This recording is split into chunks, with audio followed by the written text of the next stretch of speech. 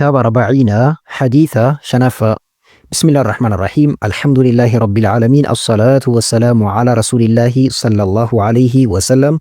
اللهم لا علم لنا إلا ما علمتنا، وعلمنا ما ينفعنا، وانفعنا بما علمتنا، وزدنا علما وعملا يا رب العالمين. عن أم المؤمنين أم عبد الله عائشة رضي الله تعالى عنها قالت: هذا مؤمن توتا أم عبد الله، هذا عبد الله دا عائشة إسين عائشة دا مكان إسينو عائشة رضي الله تعالى عنها. اللهين الآن تيسير رها جالتو. قالت جت: قال رسول الله صلى الله عليه وسلم، إرجمان الله صلى الله عليه وسلم جدا مال جراني: من أحدث نمني في دي. أحدث يتون وان هاروتوكو في دودا، نمني وان هاروتوكو في دي في أمرنا ديني كينا يوكان شريعة كينا كان كيستي أمانتي كينا كان كيستي نمني وانت هارو في دي ما ليس وان هنتين منه إسرى، وان إسرى هنتين وانت هارو برو نمني في دي فهو رد، فهو إني وانت هارو إني في دي سن رد أي مردود إرتي دي بفمادا. وانت هارو إني أمانتي كان كيستي في دي سن إرتي دي بفمادا. رواه يسوديس البخاري بخاري في ومسلم مسلم.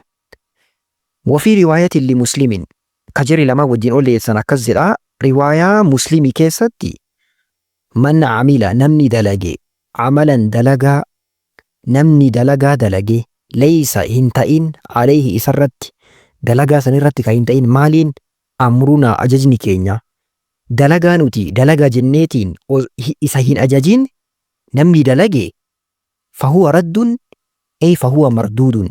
دلقان إني دلقي سن إسرت ديبي فماذا. دلقان نتي دلق نمال تأوك أبا كأجزني ربي في رسول يوكان إرقما ربي إرى صلى الله عليه وسلم إرت كنمي قوفة تأوك أبا جيجون. إن شاء الله حديثة كان تكو إساتين إبس بريدا. حديثة كان هنگت أمرات سرتي هباتوك أبداني متدورين كم متدوري باي مرتسا تأيدا.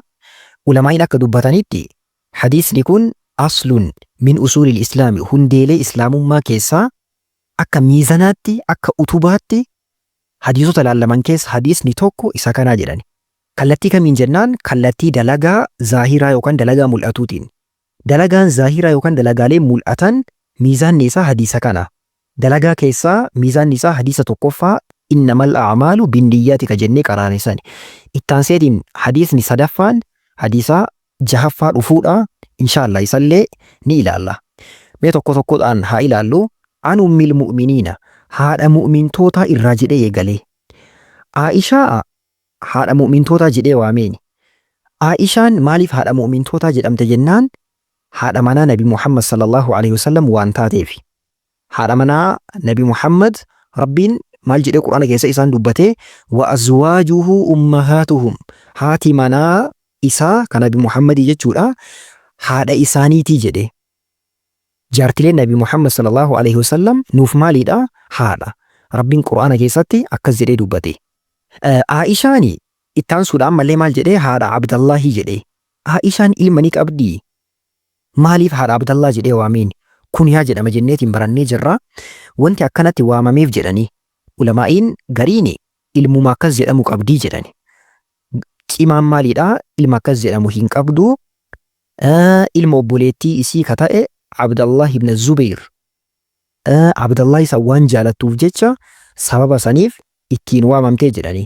Takki ammoo Abdallah jechuun maqaalee Rabbiin biratti jaalataman keessaa tokko waan ta'eef jecha Aishaan haadha Abdallah jedhamtee waamamtee jedhani.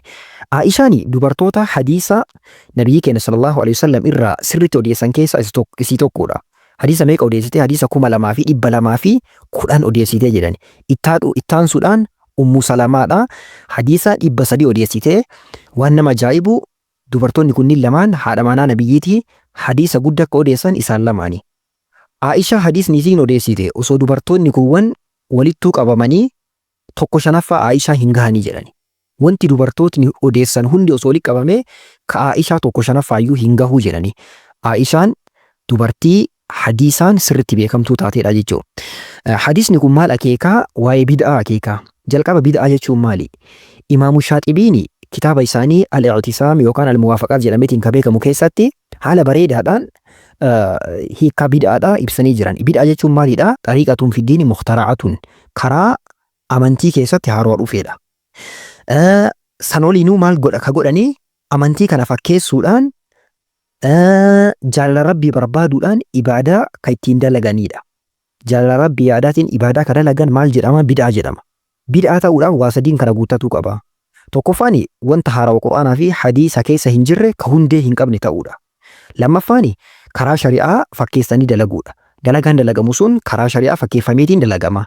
Inni sadaffaan ammoo karaa kanas qabachuudhaan namni karaa bid'aa hordofu kun yookaan karaa bid'aa irraa deemu kun karaa san hordofuudha jechuu qabateetiin. Bid'aa ka jedhamu yoo wanta akkanaa ta'edha. Dalagaan nama tokkoo fudhatama argachuudhaaf ulaagaa lama guuttatuu qabaa jedhan ulamaa'iin. Ulaagaa kanniinis al-Hakamiin sharxu qabuuli sa'yi an yajtami'a fiihi isaabatun wa ikhlaasun ma'a. Sirriitti haffaza. Namoonni haffazuu dandeettan sirriitti haffaza. Lillahi rabbil arshi laa siwaahu muwaafiq ash-shar'i alladhi irtadaahu. وكل ما خالف للوحيين فإنه رد بغير مين وكل ما فيه الخلاف نصب فرده إليه ما قد وجب فالدين إنما أتى بالنقل ليس بالأوهام وحدس العقل. أولاغا لمك أبا أولاغا لما نسكن نسمالي دا شرط قبول السعي أن يجتمع أولاغان دلغان توكوك إبالا مولا فرأتا مرغت جولا إساكيسا وليك أبا مولا مالين توكوفان إخلاصا Rabbiif qulqulleessanii dalagu. Lammaffaan ammoo isaabaadha yookaan mutaaba'aa ka jedhamu. Akkaataa nabiyyiin keenya sallallahu alaihi wasallam dalaganitti dalagaan tokko dalagamuudha. Lillahi rabbil arshi laa siwaahu. Rabbii arshii mootii tokkocha qofaaf dalaguudha dalagaa sani. Muwaafiqa shar'ii alladhi irtadaahu. Shar'ii yookaan shari'aa inni jaalate san islaamummaa kana osoo hin faalleessin kallattii inni ittiin dhufeen dalaguudha dalagaa sani. وكل ما خالف للوحيين وانت وحي لمن قرآن فديث فالس فإنه رد ديبي فمادا بغير مين كجيبا مالي قرآن فديث فالسنان دلغان تو كفرة من قبو وكل ما فيه الخلاف نصيبا وانت خلاف نكيست أرقامي فرده إليه ما قد وجب قرآن فديث ديبي سنيتين فرمات التبربادون ديركاما فالدين إنما أتى بالنقل ديني مالين نفي نقلي دان نفي نقلي جون قرآن فديث الرا أكرب نهيمت دلغو ليس بالأوهام أوهاماني متي ملاني متي وحدس العقل أكسما وان سمون ما اتفاكيسي أكنا تأوهن أولو جنميتين كدلغمو وان سنيني متي كدلغم مالكيسة تردفنا جناني علمائين واجه كيستي متابعان واجه كيستي هردفمو كواجرني توقفا سبباني وجنو سببا شريعة كيسة هنجر رئي ردابتشون دلغورا كان يجون أكامي فكينا namni tokko yeroo gara mana isaa galu yeroo hunda osoo ka sunnaa salaatuuti. Fakkeenya shari'aan sunnaa salaataa kan hin jedhin hojii yeroo kamii yeroo masjida seentan kamuu sunnaa salaataa hin jedhan. Inni ammoo sunnaa godhateetiin aadaa godhatee yeroo kamuu mana ol seennaan sunnaadhaan eegala. Osoo akkana ka dalagu ta'e amantii jedheetiin osoo akkana ka dalaguuti dalagaan isaa fudhatama hin qabu. Maal jennaan sababa akkasii shari'aan hin kenne. Inni lammaffaa wantoota keessatti wantoota shari'aan kaa'een ala wanta biroo bakka buusuudha. Fakkeenya akkamii? Fakkeenya udhiyyaa ka qalamu an'aama beeladaalee jechuudha. Beeladaalee manaattu qalamaa namni tokko osoo waan biraa bakka buuse wannuma halaala ta'e waan biraa fakkeenya deemeetiin bosonuu boroofa mana fa'a deemee bosona keessaa osoo fideetiin ka qaluuti udhiyyaa hin ta'u. Maa jennaan shari'aan kanaan hin dhufne. Inni sadaffaan hanga yoo jennu maalidhaa? Hanga shari'aan dalaguu ajajeen ala hanga biroo dalaguudha. Fakkeenya salaata subhii meeqa salaannaa? 2 salaannaa. Kayriidha jedhee namni tokko osoo 3 ka salaatuuti yoo hin ta'u bid'aadha.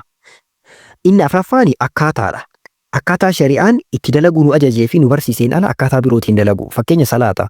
Salaata akkaataa shari'aan itti salaata jedhee nu ajajee jira. Osoo akkaataa biraatiin ka salaataniiti yoo fudhatama hin qabaatu. Inni shanaffaani yeroodha.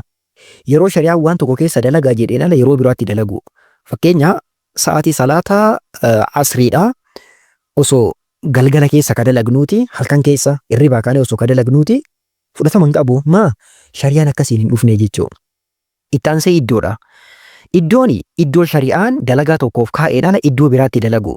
Namni tokko osoo akkana dalaguuti dalagaan isaa fudhatama hin qabaatu jechuudha. Maa jennaan dalagaan inni dalagu iddoo shari'aan keessatti kaa'e san qofa keessatti ta'uu qaba.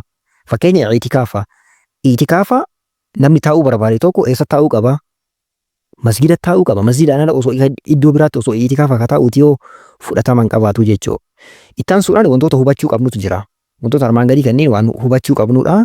Tokkoffaan ibaadaan yoo shari'aan itti ajaje malee ofiin dalaguun dhorkaadha. Jecha kana haffazaan mallee. والأصل في الأشياء حل وامنعي عبادة إلا بإذن الشارع. نموني حفظوا لنديتان حفظا جتتي ماذا علماء تكاهي قاعدة كيساتوكو مالي دا وانتوتا كيساتي أصلين شريعة مالي حلالة تأودا نياتا دوغاتي كيساتي وان شريعة إران أورجين ألا وانتي هندو حلالة شريعة وان كان هنياتنا هندوغينا يورون جدك وفا ديسنا مالي وانتي هندو حلالة دوغوران دين نياسو جندين إبادة كيساتو wanti hunduu haraama waan shari'aan dalagaan hin jedhin ala. Waan kana sirri adda baafadha. Waan ibaadaa wal qabatu keessatti yoo shari'aan dalagaa jedhe dalagna malee osoo shari'aan dalagaa hin jedhin hin dalagnu. Sirri qabadha. Ittaansee sunnaa hasanaa fi sunnaa sayyi'aa waan jedhamu jira. Sunnaa hasanaa jechuun maali? Wannuma shari'aa keessa jiru tokko karaa gaarii tokko nama agarsiisudha. Fakkeenya namni quraana qara'uu osoo ka hin beekne ta'ee jechuun ofiini qara'aa garuu osoo ka laaffisuuti. Atammoo namni tokko sitti hidhatee akka quraana kana qara'u osoo ka gootuuti sunnaa hasanaa jedhama. Bid'aan jedhamu guni. Sunnaa sayyi'aan ammoo maali? Waan karaa shari'aa keessa hin jirre waan badduu baasuudha. Kuni sunnaa sayyi'aa jedhama. Kanaaf sunnaa hasanaan bid'aan jedhamu sirriitti adda baafadha. Ittaansee bid'aa fi sunana mahjuuraa waan jedhamu jira. Bid'aan akkuma dubbanne sanii sunana mahjuuraa jechuun sunnaalee dagatamoo jechuudha. Kana jechuun maali? Namoonni hedduun fakkeenya azaan amma akkaataa amma beennu kana qofaan jecha 17 qofaan beekna. Kanaa oliin illee ni jira, kanaa gadiin illee ni jira. Osoo azaan akkaataa biraatiin ka azaanamuuti namni hedduun ni iyyamaa akkana azaan tammanaamin jedheetiin lola. Garuu shari'aan akkaataa birootiin illee dhufee jechuudha. Kanaaf wanta shari'aan karaa birootiin dhufe kana sunana mahjuuraa yookaan sunnaa dagatamaa jenna malee bid'aa hin jennuuni jechuudha. Bid'aa akka jedhamu maali? Shari'aa keessaa hundee hin qabu. Wanti akkasii shari'aa keessa hin jiru. Waan akka mawlidaaf fakkeenya. Ittaan suudhaan bid'aa fi masaaliha mursalaadha. Bid'aan waan amantiidhaan wal qabatudha. Waan amantii wal qabatu ta'ee waan hundee hin qabneedha. Masaalihni mursalaan ammoo waan akkamiiti? Waan kallattiidhaan amantii wal qabatu miti. Garuu amantiin illee itti fayyadamuu danda'a. Fakkeenya maayikiraafoonii, koompiyuutara fakkeenya. Namni tokko osoo maayikiraafoonii akkam itti fayyadamtan manaaman bid'aadha. Zamana rasuulaa hin turre makiinaa akkamii yaabbattan zamana rasuulaa hin turre osoo jedhee ka'iyyuuti dhiphina mataa isaati nama kana. Maa jennaan kuni masaaliha mursalaa jedhama. Waan faayidaadhaaf jedhamee ittiin dalagamu kuni ibaadaa waan wal qabatu miti jechuudha. Garuu waan kana karaa khayriitiin ittiin dalaguu dandeenya. Masaalihni mursalaa fi bid'aan garaagara sirriitti adda baafadha. Bid'aan gaariin ni jira gaafii jedhu ittaane. Bid'aan gaariin hin jiru. Bid'aan hunduu maali? Badduudha. Bid'aan hunduu badduudha. Inshaallah hadiisni tokko fuuldura keenya ni jira.